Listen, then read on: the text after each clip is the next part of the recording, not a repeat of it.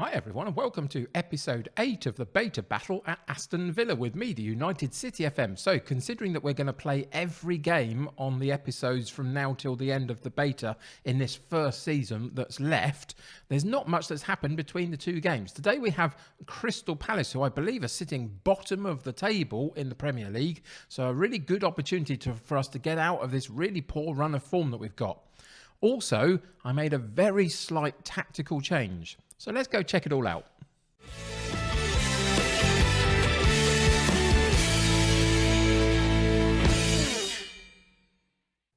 Welcome back to Villa. So yes, after yesterday's performance, which wasn't fantastic really, 1-1 draw at Newcastle, at home to Newcastle, should I say. We find ourselves in 6th position, and today we do play bottom of the table Crystal Palace. It's a perfect opportunity to get rid of this poor run of form. If we go and have a look in the schedule itself, you'll see that it just hasn't gone well for us.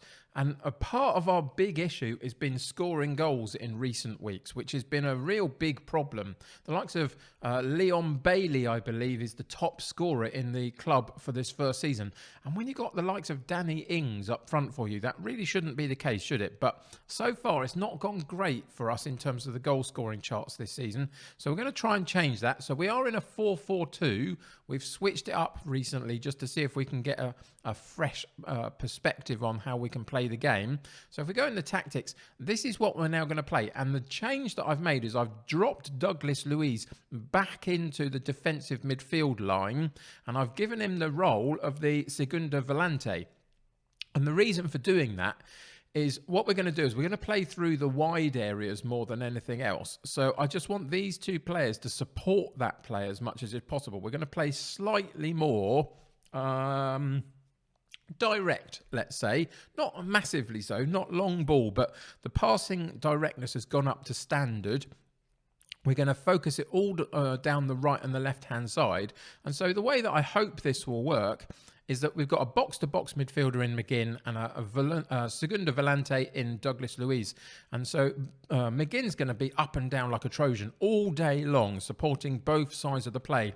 And with a supporting role in the Segunda Volante, Luiz will pick his moments when to drift up the pitch and support that play as well as the ball works up down the right and the left-hand side. We're going to keep the wing-back, full-back combination on a support duty, so they're not always going to be bombing on. And just see if we can be a little bit more structured in how we play and how we get chances created for the likes of Danny Ings and on this particular occasion, Liam Delap, who's going to play in the poaching role. I've just dropped Ings back slightly as well to get involved in the play a little bit more. If he's not going to be scoring the goals, he's got the opportunity to use some experience to help others around him, hopefully. So that's how we're going to set up for the next few games, just to see if we can change this run of form. We've got a few fixtures remaining in this particular run before we hit some really big sides at the end of the season. The last 4 matches, Chelsea, Everton, Arsenal, Man City, is really tough. So we've got to get as much points as we can from the likes of Palace, Leicester and Brighton before we hit that particular run. So we've got 7 matches left of this particular season. We're going to play all of them on the episodes before the end of the FM22 beta.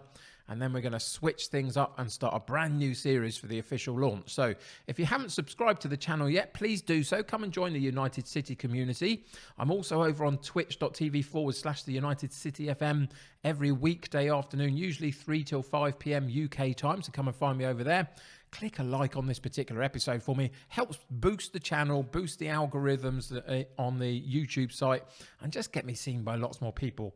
Leave a comment in the comments below as well. That also bumps up that algorithm stuff as well. So if you could do those things for me, that would be fantastic. And let's see how we get on today against bottom of the table, Crystal Palace.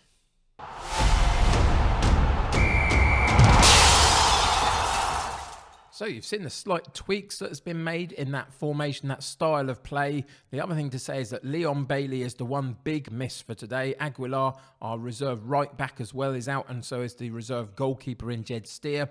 But Leon Bailey is a real bit of a miss, really. He could now play 45 minutes for us.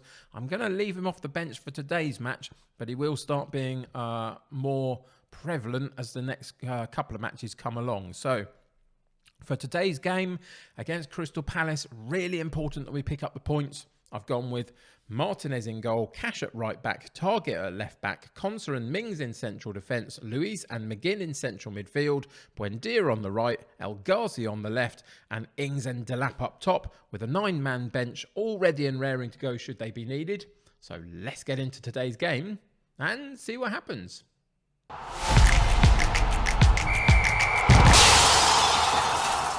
So usually in terms of the team talk, I'm fairly positive, usually pumping the fists or outstretched arms or just very chilled out. I don't often go the other way in the pre-match team talk, but because of the run of form that we're on, I felt the need to change things up a little bit. So I have absolutely thrashed the arms about a bit and it made them in no uncertain terms aware of the fact that Palace have lost 4 in the last 5 matches and there is no excuse for losing this match today. So we'll see whether that gets a performance out of them. Obviously a slightly different shape, a couple of little different roles here and there for a few of them, and we'll just have to see how we go. But ultimately, we need these points. We really need these points, considering the run of fixtures that are coming up on the horizon. Early highlight. Now, is it just going to be one of those faffing about, throwing the ball, kicking the ball around, and then nothing happens? It's really not. 11 seconds in, and we get a goal. That's as quick as I've seen, I think, really.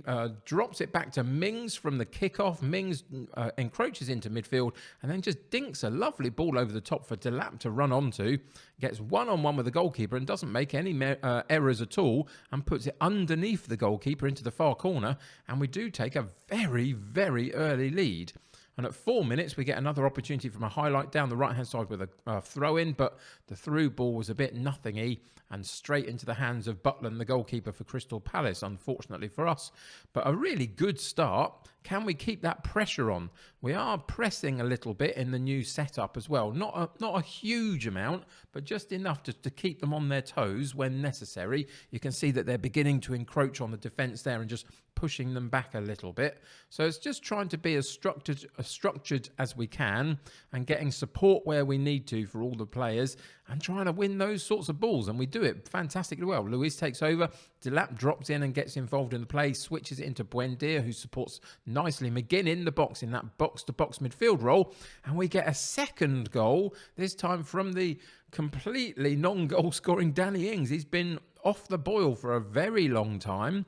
And just at the moment, this little bit of a shift in style and shape and also a little bit of an aggressive team talk seem to have done the world of good, because 5 minutes into the game, we are 2-0 up over bottom-placed Palace and doing what we're supposed to be doing. And kind of putting piling the misery onto them, really. There is a good chance for Palace, though. They have a good header off that free kick, and we scramble it away the first time, and eventually Martinez gets hold of the second cross in, and we can breathe a bit of a sigh of relief on that one. Let's look at some match stats a little bit. In the first 10-15 minutes, you can see that it's fairly close in terms of chances created, but we've put more on target. They've had a load more possession than we have. It's incredible how little possession we have in these matches at times. I still feel there's an imbalance there in the match engine somewhere that's not quite right, that maybe they'll have to work on. But on this occasion, I don't mind, because we are 2-0 up and cruising at this point, really. Half an hour in, the game's gone a little bit quiet. After the first sort of 10 minutes or so, it settled down a little bit. And now it's just a case of us going through the motions just through to half-time and keeping it tight, keep working hard, trying to get that ball a little bit more and regain a little bit of possession and just get us through to half-time with a clean sheet and a 2-0 lead, and I will be very happy with that. And it looks like we've managed to do it. We have. The first half has come and gone. You can see that both sides have had attempts at goal. And Palace did come back into it in the sort of second half of that first half, and they've always had a bit more possession, but we did creep back a little bit there as well. So all in all, not a bad first half, really. And now it's about keeping that momentum going through this second half and not making any silly errors. So we're going to go with... let's go with pump the fist. Things are going well. Know you're capable of even more. Now we can use the positivity a little bit. We can also go and fire them up, see if we can get their mindset again properly. But like the first half, the kickoff provides a highlight, and this time Palace are on the ball with the highlight, and they've worked it down their right-hand side. Can we clear the ball and go back at them, or are they going to get a proper shot?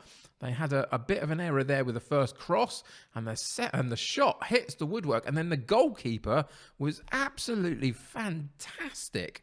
A real point-blank reaction save on that second shot, and it goes out for a corner kick. Corner comes in, and we do get it partially cleared, and Ings is going to pick up that ball for us and hold it up a little bit, enough to settle the play down. What a brilliant save by Martinez that was, off that second shot, having the first one clatter off that crossbar.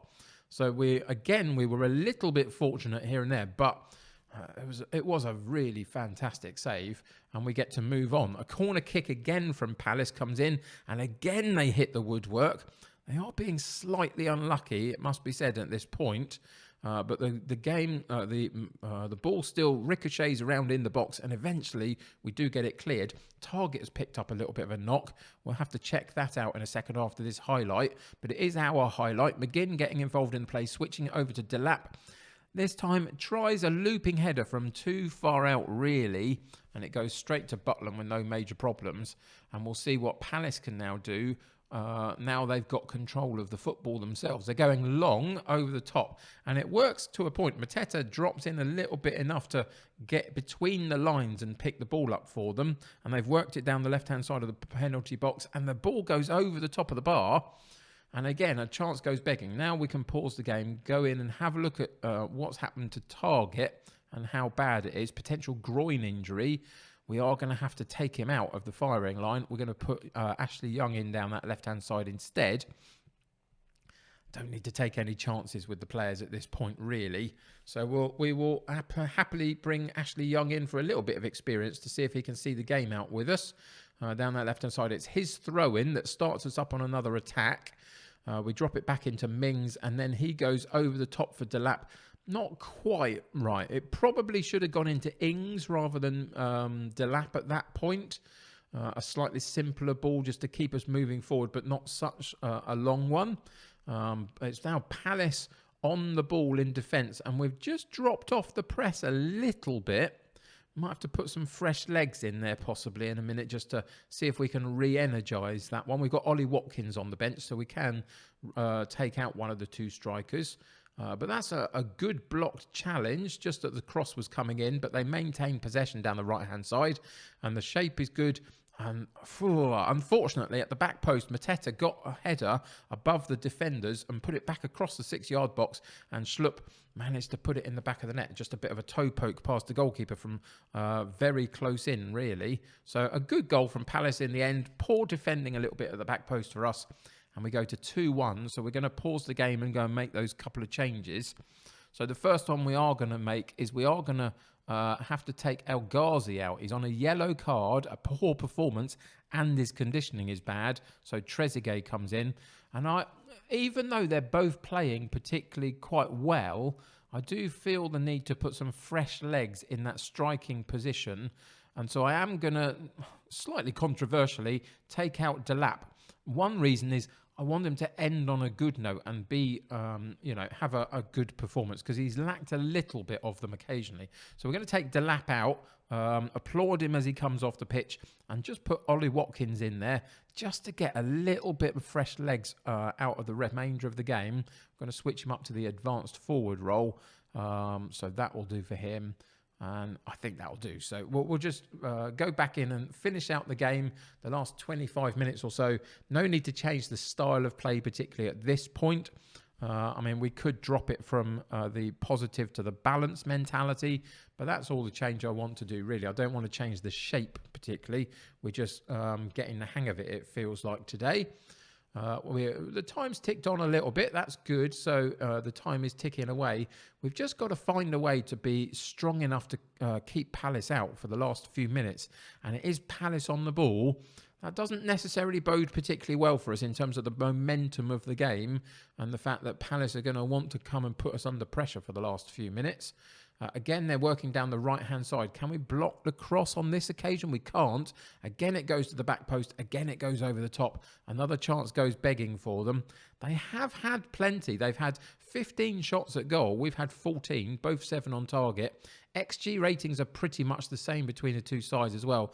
So Palace have been a little bit unlucky here to be 2-1 down, but please don't lose it, lads. Please keep that ball right the way through to the final whistle and keep that win, and we can take the 3 points away and celebrate a bit of an upturn in form. And there we go. We do get it. It was a little bit of a nothingy ending, really. The last 10 minutes, nothing really happened from our perspective, but you can see in those last couple of minutes, they had another 5 shots at goal, Palace. So they really tried, and their XG rating was higher than us in the end, and so was the possession. But ultimately, we got those early goals, so really early goals, first 6 minutes of the match. And it did the game in, really, for Palace. They tried to come back, couldn't quite make it. And we take the 3 points finally. Hallelujah.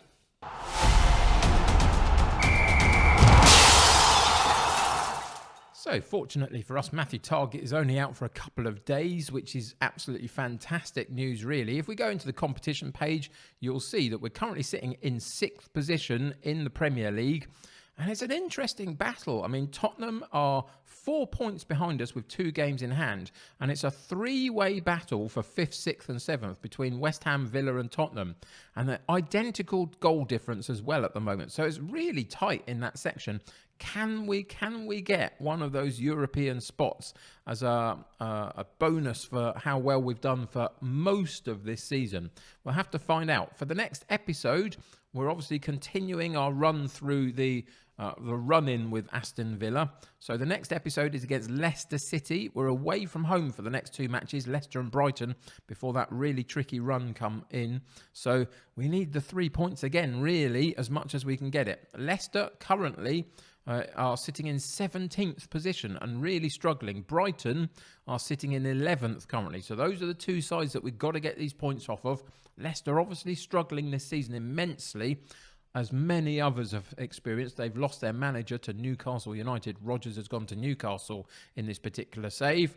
So this is another perfect opportunity to try and get these 3 points and turn this form around and get us in the run-in properly going again. But today was pretty good for most of the match. We lost our way a little bit, but in the end, we still gained the 3 points. We still change that momentum around a little bit. So it's all good. So thank you for joining me. I hope you're having a great time with the FM22 beta yourself. Let me know in the comments below exactly what you're up to.